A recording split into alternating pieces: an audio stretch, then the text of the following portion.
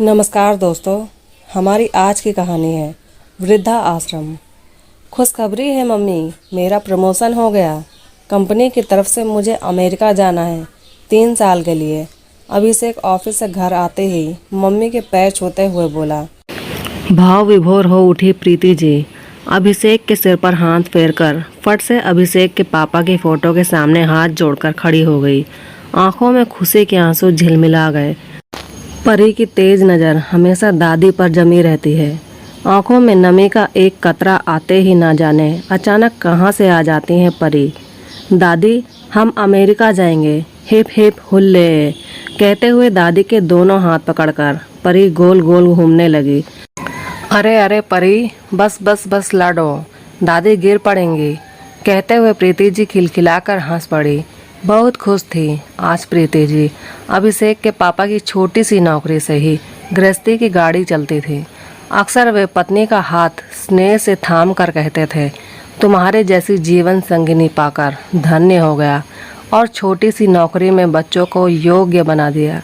तुम्हें ज़्यादा सुख नहीं दे सका प्रीति, लेकिन इतना ज़रूर कहूँगा कि हमारा बेटा एक दिन तुम्हें अमेरिका की सैर ज़रूर कराएगा। प्रीति जी रूठते हुए कहती हैं। सिर्फ मुझे, आपको नहीं क्या? ऐसा क्यों कहते हैं आप? प्रीति जी के इतना कहते ही वो खिलखिलाकर हंस पड़ते हैं। आपकी बात सच होने वाली है जी। रूंधे गले से अभिषेक के पापा की फोटो की तरफ देखकर इतना ही बोल सकी प्रीति जी। बेटा और बेटी की शादी करने के बाद ही प्रीति जी के पति का स्वर्गवास हो गया था। अब तो 3 साल बीत चुके हैं। बावरा मन खुशी से मचल उठा। उधेड़े बुन में लग गई प्रीति जी।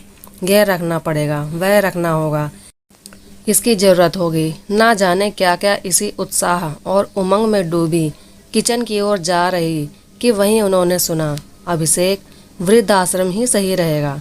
वैसे भी अब कम ही समय बचा है, तुम आज शाम ही कैश जमा कर देना। रिया की आवाज़ प्रीति जी के कानों में जहर की तरह उतर गई। हाँ, तुम्हारा सुझाव ही सबसे बढ़िया है, अभिषेक बोला। दिमाग सुन्न हो गया, हाथ पैर कांपने लगा अभी चक्कर खाकर गिर पड़ेंगी। खुद को जैसे तैसे संभालते हुए अपने कमरे में आकर बिस्तर पर थम से बैठ गई। तो क्या अभिषेक क्या करेगा मेरे साथ? और रिया ऐसे कैसे बोल सकती है? दूसरे घर से ज़रूर आई है, लेकिन उसे मैंने अपने बेटी से ज़्यादा प्यार देने की कोशिश की। आंखों में मन की पीड़ा गर्व लावा बनकर बहर निकली। रात भर नींद नहीं आई। पूरी रात बेचैनी से करवट बदलते गुजरी।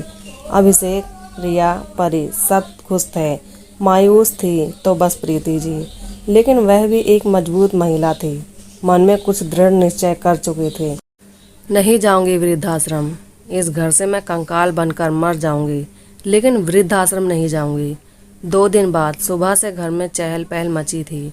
अभिषेक और रिया कार में सामान रख रहे थे, लेकिन प्रीति जी उदास मुंह लटकाए एक तरफ बैठे चुपचाप सब देख रही थी। उनका मन शांत नहीं था, बहुत दुखी थी। कितनी भी पैसों की तंगी रही हो, कभी बच्चों को कोई कमी नहीं होने दी। अपने अरमानों का बेदर्दी से गला घोटा, लेकिन अभिषेक की हर फरमाइश पूरी की। लेकिन अब उसे बोझ ही लग रही हूँ।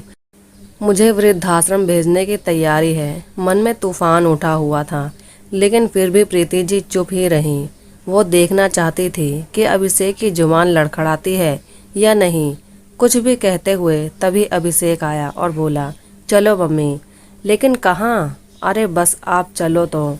इतना कहकर अभिषेक ने प्रीति जी को हाथ पकड़कर खड़ा कर दिया।